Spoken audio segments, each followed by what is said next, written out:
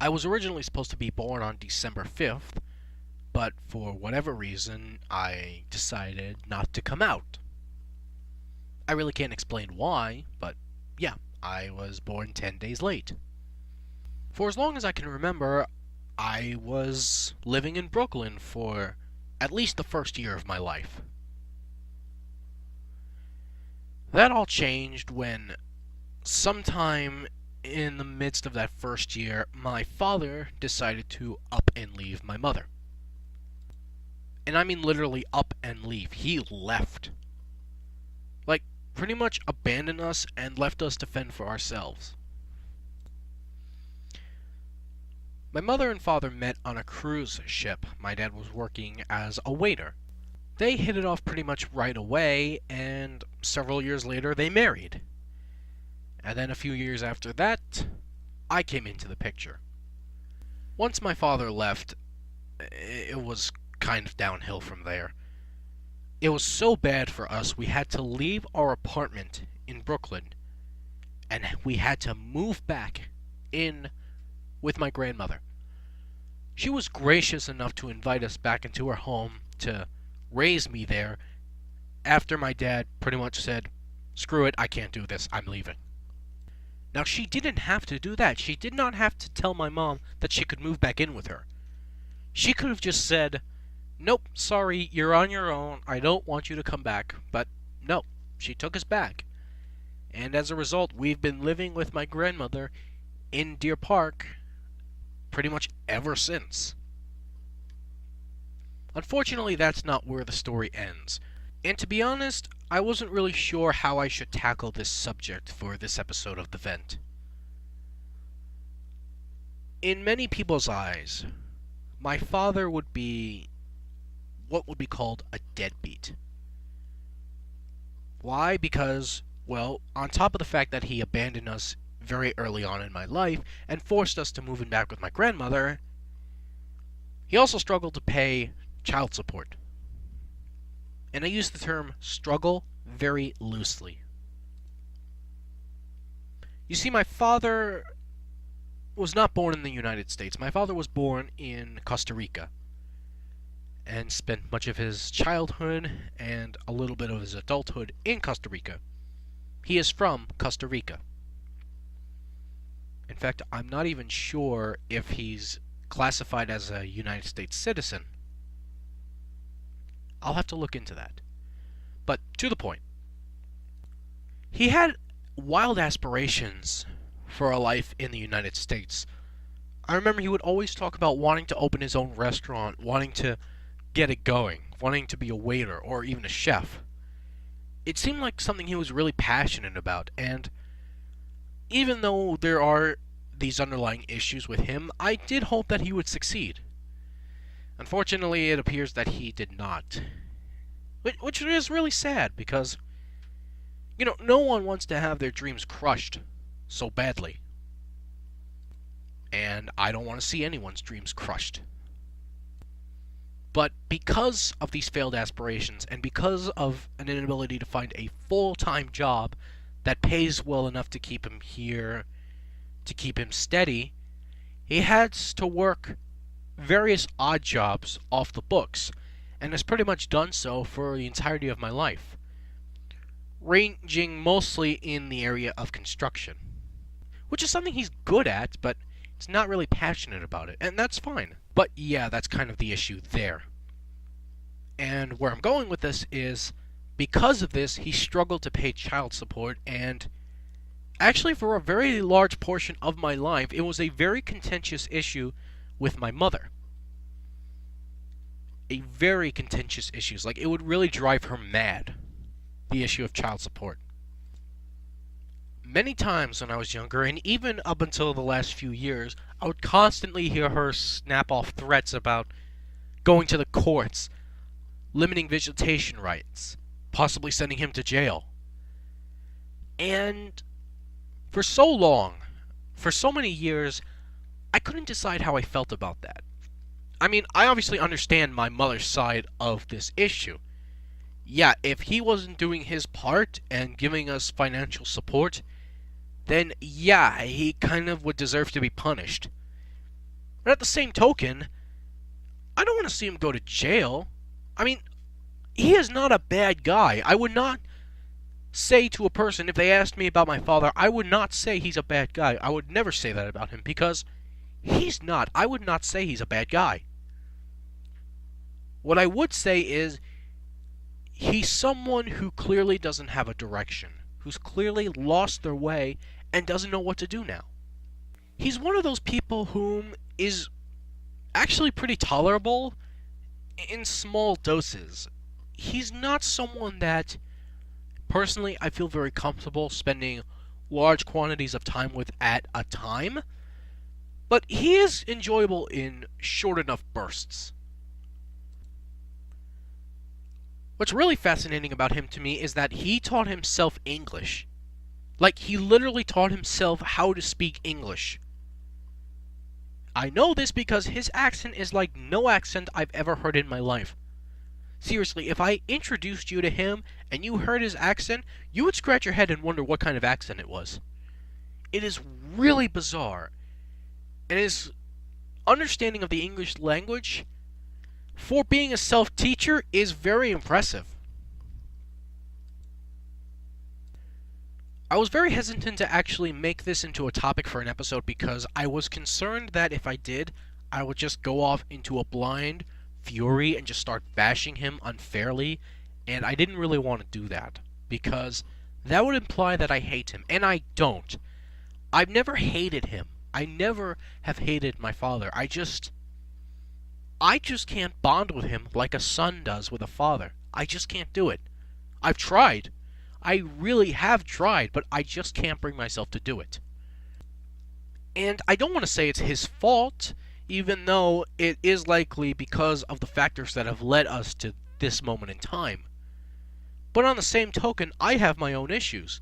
I have my own social and psychological issues that are likely making it harder for me to bond with him, like a father and son should.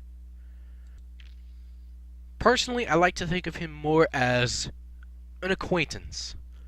Someone that I can enjoy talking to or hearing from time to time, but not someone that goes full force day in and day out in very long bursts. I just can't bring myself to go there. Another thing that I actually do admire about him is his laid-back attitude sometimes. See, while my mother and grandmother, by extension, are neurotic messes, my father is very casual and laid back, and he doesn't let things get to him. My mother and grandmother, respectively, have been critical of him for that reason, and I can see it. There are times when his laid-back, lackadaisical attitude can go too far and come off as annoying, and it just seems like he's blind to the reality that's unfolding in front of him. But at the same time, I kind of admire him for being able to have that kind of attitude when things are going bad. I wish I could be half as relaxed and calm in the face of adversity as he is. I really, really do. I swear, he's like that even when they're yelling at him to his face and calling him names and just being completely insane. He just shrugs it off and goes about his business.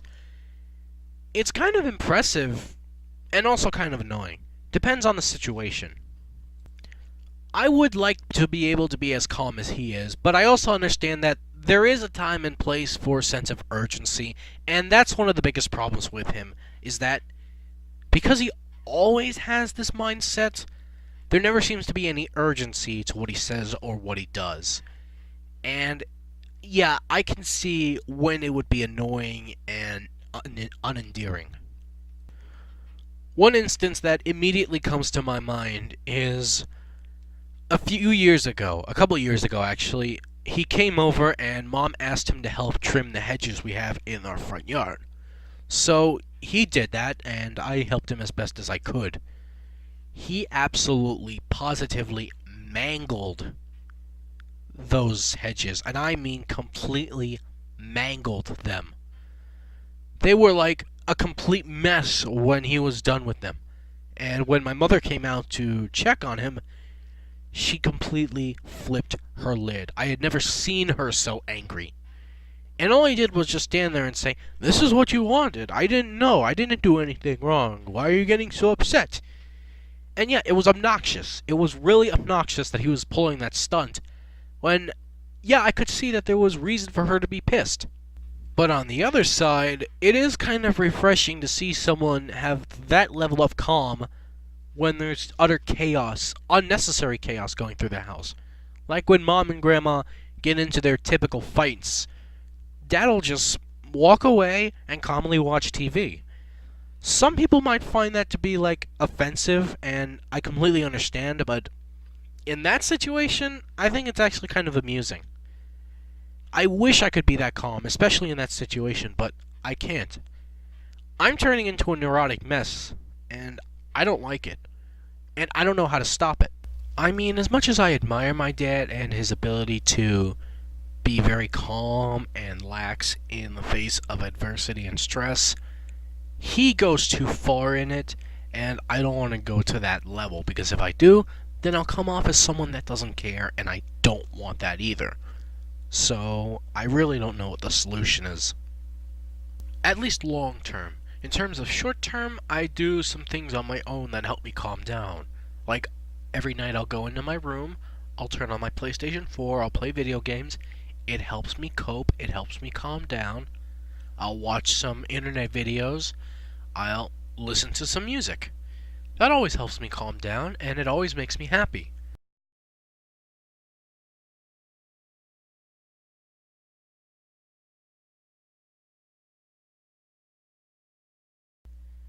More often than I'd like to admit, I allow my neurotic, unstable, and paranoid behavior to seep into my relationship.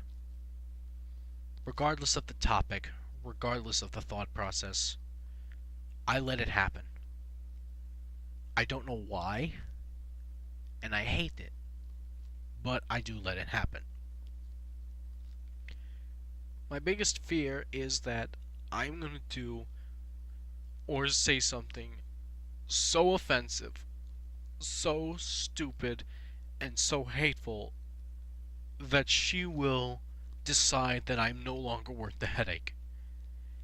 And I don't know what I would do.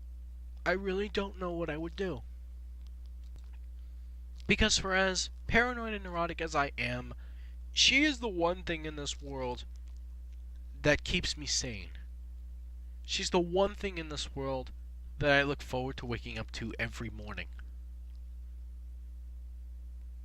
And if you are lucky enough to find someone like that, find someone whom you connect to so well, emotionally and psychologically, don't do anything to screw it up. Do not do anything to screw it up. Because that's a very hard thing to bounce back from. Now, I know chances are she will be listening to this podcast when it goes up on Sunday. And to you, I just want to say to you, thank you. Thank you for coming into my life. Thank you for making my life better.